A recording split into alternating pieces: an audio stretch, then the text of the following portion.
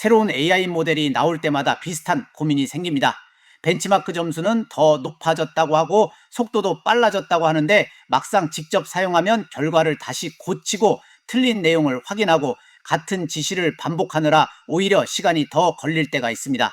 그래서 제미나이 3.6 플래시를 볼 때도 단순히 얼마나 더 똑똑해졌는가만 봐서는 안 됩니다. 이번 모델에서 정말 달라진 부분은 한 번의 답변 품질보다 복잡한 작업을 끝내기까지 들어가는 시간과 토큰 수정 횟수를 얼마나 줄였느냐에 있습니다. 구글은 2026년 7월 21일 제미니 3.6 플래시를 정식 출시했습니다. 제미니뿐 아니라 구글 AI 스튜디오, 제미나이 API, 버텍스 AI, 엔드로이드 스튜디오, 에이전트 개발 환경 등에서 사용할 수 있으며 입력은 최대 100만 토큰, 출력은 최대 6만 5천 토큰까지 지원합니다. 텍스트뿐은 아니라 이미지, 영상, 음성, PDF를 함께 읽을 수 있고 검색 그라운딩, 함수 호출, 코드 실행, 파일 검색, 구조화된 출력과 컨텍스트 캐싱도 지원합니다. 쉽게 말하면 대형 보고서와 표 이미지가 섞인 자료 여러 개를 한 작업대에 올려놓고 필요한 근거를 찾고 계산하고 정리된 결과까지 만들도록 맡길 수 있다는 의미입니다. 다만 화면을 직접 보고 클릭하는 컴퓨터 유스 기능은 아직 미리 보기 단계입니다. 이미지와 음성을 입력으로 이해할 수는 있지만 이미지나 음성을 직접 생성하는 모델도 아닙니다. 가격은 100만 입력 토큰당 1달러 50센트, 출력은 7달러 50센트입니다.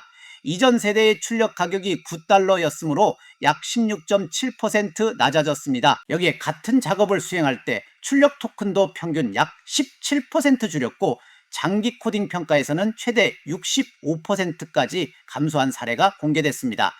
택시에 비유하면 요금표만 낮아진 것이 아닙니다.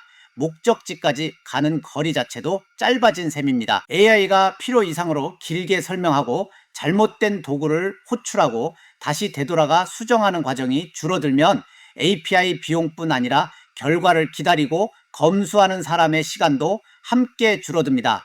공개된 평가에서도 이런 방향은 확인됩니다. 여러 파일을 넘나들며 코드를 수정하는 DeepSW에서는 이전 모델의 30%에서 49%로 상승했고 머신러닝 프로젝트 수행 능력을 보는 MLD 벤치는 49.7%에서 63.9%로 높아졌습니다. 실제 컴퓨터 화면을 조작하는 능력을 평가한 OS 월드에서도 78.4%에서 83%로 개선됐습니다.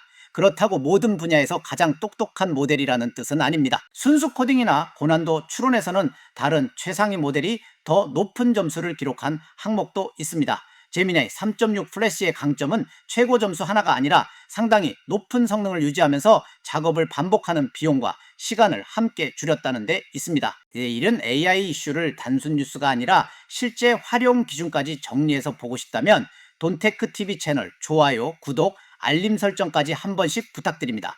그렇다면 실제 업무에서는 어떤 차이가 생길까요? 금융 리서치 플랫폼 헤비아는 수많은 공시자료와 계약서에서 특정 주장에 대한 정확한 근거 문장을 찾는 작업에 이 모델을 평가했습니다. 기존에는 AI가 그럴듯한 요약은 만들어도 원문의 숫자나 계약 조항과 미세하게 어긋나는 경우가 있어 분석가가 결국 문서 전체를 다시 확인해야 했습니다.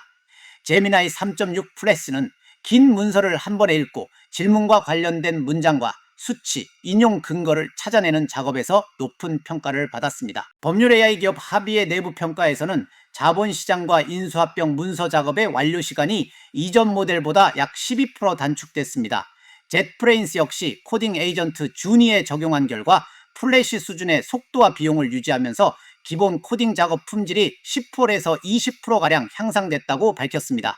다만 이 수치들은 협력 기업의 내부 평가라는 점을 구분해야 합니다. 실제 회사와 작업 환경이 달라지면 같은 결과가 그대로 재현된다고 단정할 수는 없습니다.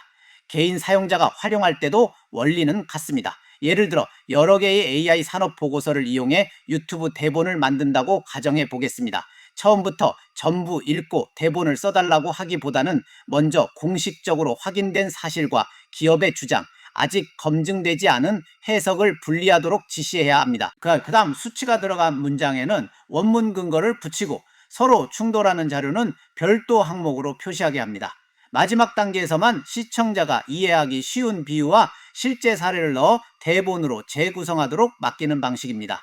반복해서 같은 자료를 사용하는 작업이라면 컨텍스트 캐싱을 적용해야 합니다. 대형 문서를 매번 처음부터 다시 입력하면 입력 가격은 이전 세대와 같기 때문에 절감 효과가 작아질 수 있습니다.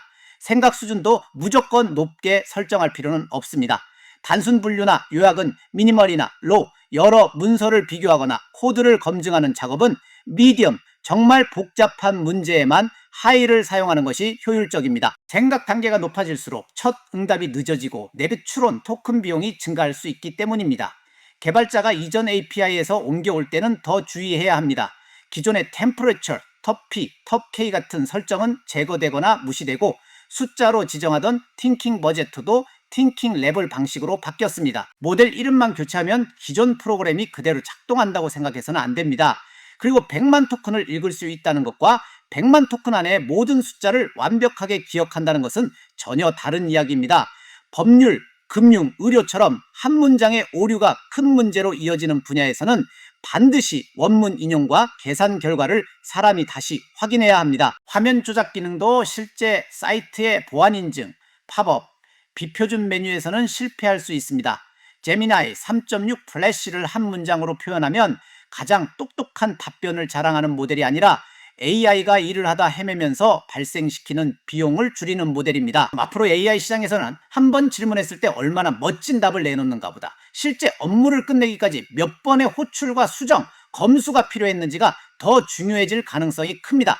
여러분이라면 이 모델을 대형 문서 분석, 코딩, 콘텐츠 제작, 화면 자동화 가운데 어떤 작업에 가장 먼저 사용해보고 싶은지 댓글로 남겨주시기 바랍니다. 영상이 도움이 되셨다면 좋아요, 구독, 알림 설정까지 한 번씩 부탁드립니다. 끝까지 시청해주셔서 감사합니다.